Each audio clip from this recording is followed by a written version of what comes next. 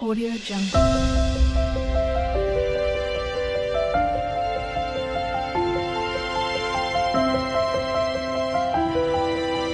Audio Jungle. రామలింగని తెలివి. విజయనగర సామ్రాజ్యంలో వికట కవిగా ప్రసిద్ధి చెందిన తెనాలి రామలింగని గూర్చి వినని వారు ఉండరు. తెలివితేటలు, హాస్యము అతని సొత్తు. ఆ రాజ్యంలోని ఒక ఊరిలో ఒక ముసలమ్మ నివసిస్తూ ఉండేది. ఒక రోజున 3 దొంగలు ఆమె వద్దకు వచ్చి, అవ్వా, మేము యాత్రికులము. చాలా దూరం ప్రయాణం చేయుటచే బాగా అలసిపోయి ఉన్నాము. దయతో మాకొక గదిని అద్దెకు ఇస్తే ఇక్కడ విశ్రాంతి తీసుకుంటూ కొన్నాళ్ళు ఉంటాము అన్నారు. ఆమె అంగీకారంతో వారా ఇంటిలో నివసించసాగారు. ఒక రోజున వాళ్ళు బంగారు నాణాలతోనున్న కుండనొకటి తెచ్చి ఇచ్చి దాన్ని భద్రంగా చూడవలసినదని ఆమెకు చెప్పారు. ఆమెకు అనుమానం వచ్చి, ఇంత సొమ్ము మీకెక్కడది? మీరు దొంగలా? అని అడిగింది. కాదు, మేము యాత్రికులము. ప్రతి రాత్రి మేము దేవాలయాల వద్ద అనేక భక్తి గీతాలు పాడుతూ జాగరణలు చేసేవారికి తోడుగా ఉంటాము. వాళ్ళు మాకు కానుకగా ఈ బంగారు నాణేలను ఇస్తుంటారు. మేము 4 కలిసి వచ్చి అడిగినప్పుడు మాత్రమే ఈ కుండను మాకివ్వాలి. అట్లా చేస్తానని నీవు మాకు ప్రమాణం చేసి చెప్పు అన్నారు. అందులకు ఆమె అంగీకరించింది. ఒక రోజున వాళ్ళు ఇంటికి తిరిగి వస్తుండగా దారిలో ఏవో తినుబండారాలు, పళ్ళు కనిపించాయి.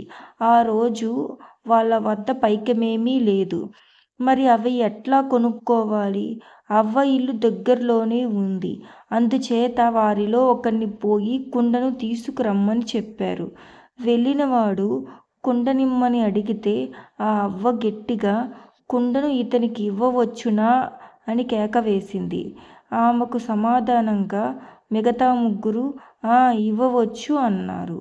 వెంటనే ఆమె వచ్చిన వానికి కుండనిచ్చింది. ఆ వచ్చినవాడు దురాశపరుడు. ఆ నాణాల కుండతో ప్రక్కదోవన ఎక్కడికో పారిపోయాడు. ఎంతసేపటికి అతడు రాలేదని మిగతా 3 అవ్వ వద్దకు వెళ్ళి, అవ్వ, కుండ ఏది అని అడిగారు. వచ్చిన వాడికి కుండను ఇవ్వవచ్చునని అరిచి చెప్పారు కదా, అందుచేత కుండను వానికి ఇచ్చాను అంది. దానికి ఆ 3 దొంగలు నానా రభస చేయసాగారు.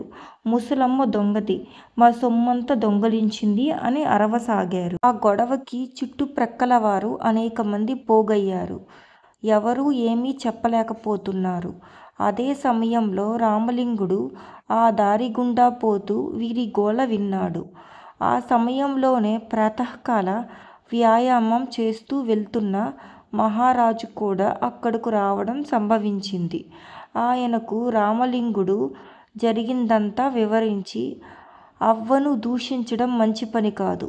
అవ్వ నిజాయితీ పరురాలు, మోసకారి కాదు అన్నాడు.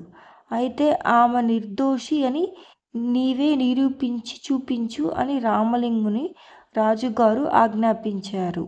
రామలింగుడు ఆ 3 ఒక ప్రక్కకు పిలిచి జరిగిందంతా చెప్పండి అని అడిగాడు. అంతా విన్న రామలింగుడు, ఈ అవ్వ దోషి కాదు, ఆమె అబద్ధమాడుటలేదు. మీరు 4 ఉన్నప్పుడు మాత్రమే ఆమెను కుండనిమ్మని చెప్పారు కదా, ఇప్పుడు మీరు 3 ఉన్నారు. మీకు ఈమె కుండనెట్లా ఇస్తుంది అని అడిగాడు. ఏం జవాబు చెప్పాలో వాళ్ళకి తోచలేదు.